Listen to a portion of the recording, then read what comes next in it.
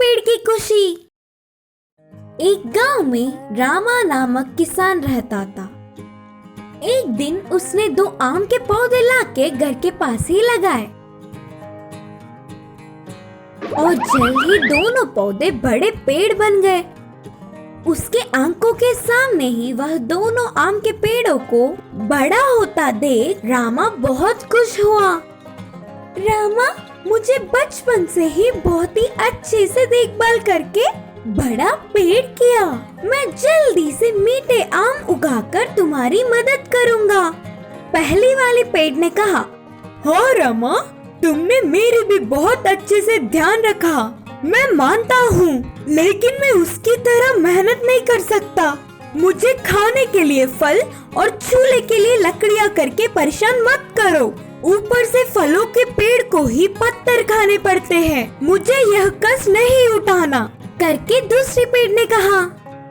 दोनों ही पेड़ों की सुनते हुए उनके पसंद को ही राम मान गया। बातचीत के अनुसार ही पहले वाले पेड़ ने बहुत सारे फल उगाए और वह फल भी सुंदर चमकते हुए बहुत मीठे होने पर उसी रास्ते से गुजरने वाले 2 आम के फल तोड़कर खाते और जाते जाते वह पेड़ हमेशा हरा भरा बनकर ऐसे ही फल उगाने के लिए उधर ही पास के कुएं में से एक बकेट पानी लेकर उस पर डाल के चले जाते।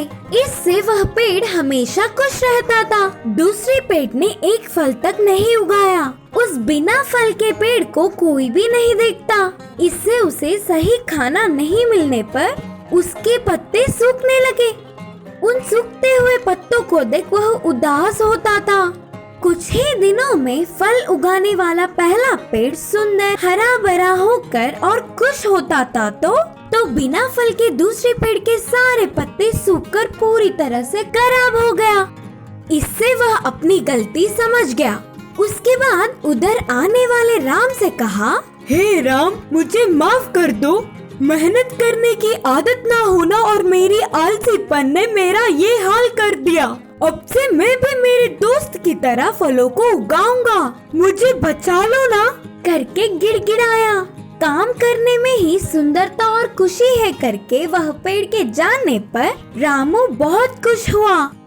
तब से पहले पेड़ की तरह ही दूसरी पेड़ भी मीठे आम के फलों को उगाने पर राम के साथ साथ उस रास्ते से गुजरने वाले सभी दोनों को एक समान आदर करते। पालतू मुर्गियाँ। एक गांव में 2 मुर्गियाँ थे। उन दोनों का तो बिल्कुल नहीं जमता था, लेकिन उनके मालिकों के घर बाजू में थे, तो उनके बीच एक बड़ी दीवार था। वे दोनों उस दीवार पर चढ़ के बहुत चिल्लाते थे। उन दोनों मुर्गियाँ सुबह ही उठकर बोल के एक साथ चिल्लाते थे। उस मुर्गियों की आवाज सुनते ही गांव के सारे लोग उठ के अपने अपने काम में व्यस्त हो जाते थे।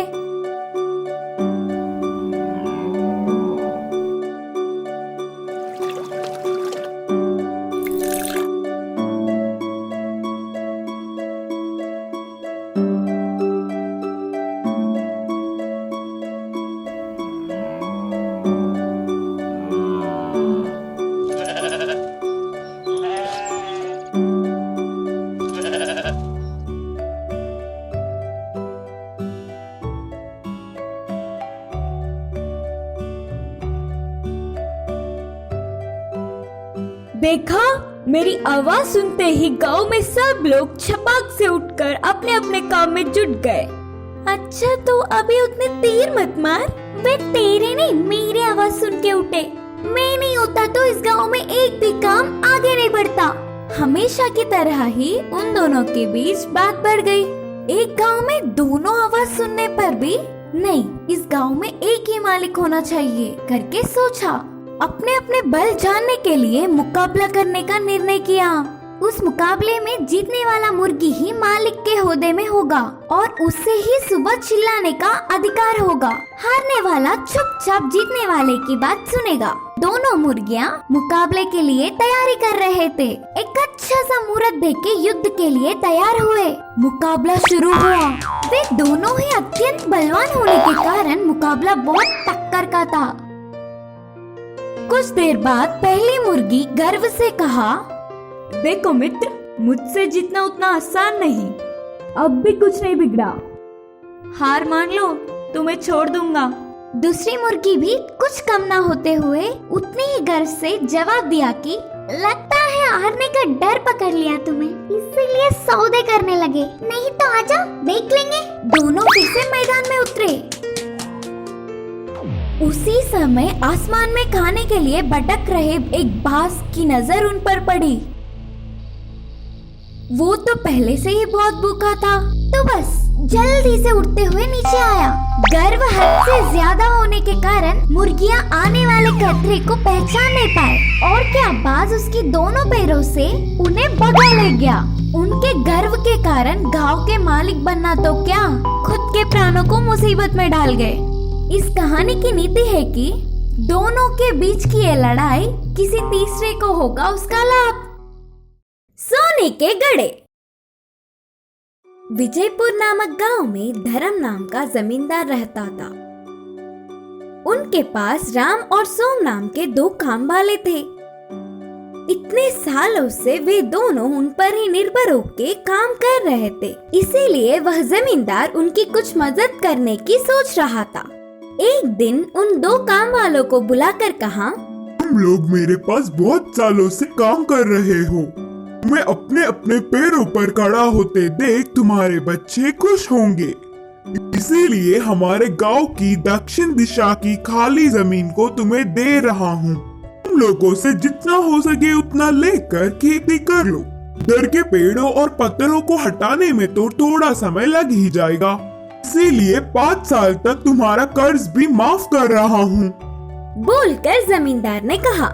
जमींदार के बातों से दोनों काम वाले बहुत खुश हुए और तुरंत गांव से दूर उस खाली जमीन में जाकर आजू बाजू में दोनों ही 2-2 गज की जमीन ले लिए।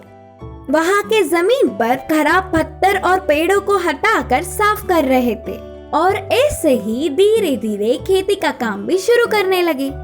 एक दिन राम अपने जमीन की खुदाई कर रहा था, तब अचानक उसे एक आवाज से उसके हल को कुछ लगा और उसे बाहर निकालने पर वह सोने के 2 घड़े थे। उनमें बहुत सारे सोने के जेवर भी थे। बाजू के खेत में काम कर रहे सोम को बुलाकर पूरी बात बताया। तब तुरंत सोम ने कुछ सोचकर कहा, अरे राम, हमारे इतने सालों का मेहनत का प्रतिफल अब मिल रहा है। इसे हम दोनों मिलकर बांट के खुशी जीवन बिताएंगे। उसके लिए राम नहीं माना और कहा, ऐसे क्यों बोल रहे हो सोम? ये जमीन जमींदार जी की है। इधर मेरी हर चीज पर उनका अधिकार है। ले जाकर उन्हें ही दे देंगे। पागल लगते हो, इन सोने के घड़ों के बारे में किसी भी नहीं पता, इसीलिए हम ही ले लेंगे। बोलकर सोम ने कहा, ठीक है, फिर आज रात तक सोच कर बताऊंगा। बोलकर उन्हें घर ले गया राम। राम पूरी रात बहुत सोचकर सुबह ही जमींदार के पास जाकर उन कीमती जेवरों को देकर खेत की ओर चल पड़ा। फिर राम को कोसता हुआ उसके जमीन में भी कुछ कीमती मिलेगा ही करके ध्यान से धीरे धीरे जगह जगह सोम ढूंढने लगा। उसकी सोच के मुताबिक ही दोनों सोने के घड़े उसे भी मिले और सोम की खुशी का हद ही नहीं रहा। बाजू के खेत के राम को यह बात पता ना चले, इसका ध्यान रखा और उन्हें घर ले जाकर छुपा दिया। वह पूरी रात सोम को नींद ही नहीं आई। अगले दिन सुबह ही बिना किसी को खबर पड़े शहर जाकर उन जेवरों को एक बड़े सेठ को दिखाकर और वह सेठ ने उन जेवरों की जांच करके नकली है बोलकर नक्की कर दिया। अब ना कुछ कर पाते हुए उदास होकर घर आ गया सोम। अगले दिन ही जमींदार ने अपने घर राम और सोम को बुलाया। जेवरों से भरी उन सोने के घड़ों को मैंने ही उस जमीन में गाड़ा था। मेरी इस परीक्षा में राम सफल हुआ। मुझे धोखा देने की सोचने वाले सोम की जमीन भी राम को ही दे रहा हूँ। अब से वह पूरे 4 गज की जमीन पर ईमानदार से काम कर लेगा राम। बोलकर जमींदार ने जमीन के कागजात राम को सौंपे। जमींदार को धोखा देने की सोचने पर सोम को अच्छी सबक मिली। इस कहानी की सीख है कि दूसरों की चीजों पर बिना लालच किए ईमानदार रहना चाहिए।